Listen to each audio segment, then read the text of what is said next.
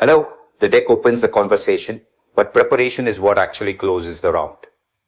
This is the section founders skip most often, usually because by the time the deck is done, they're exhausted and just want to start sending it out.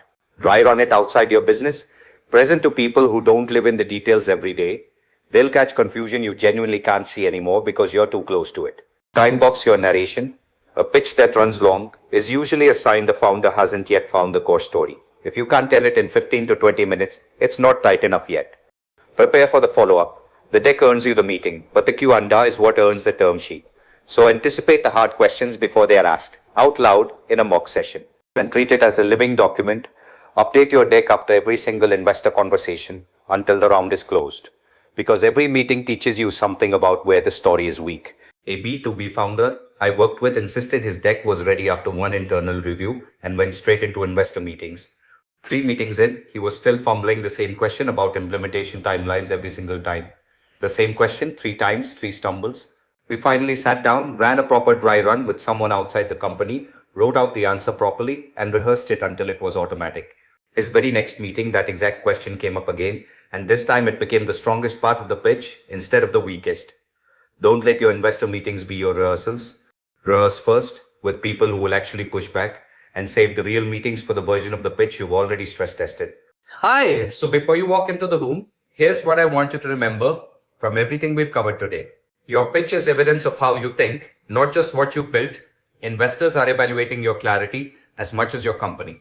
Match your narrative to the stage and the investor actually in front of you. The same facts, different emphasis every time. Structure beats decoration. 12 clear slides, beat 30 dense ones. Every single time I've seen it tested. Moat, unit economics, and team execution are what decide rounds today, more than raw growth alone. And the story only really works once you've rehearsed it enough that you believe it yourself, out loud, under pressure. Across climate tech, fintech, SaaS, e-commerce, and B2B, the specifics of these businesses were all completely different.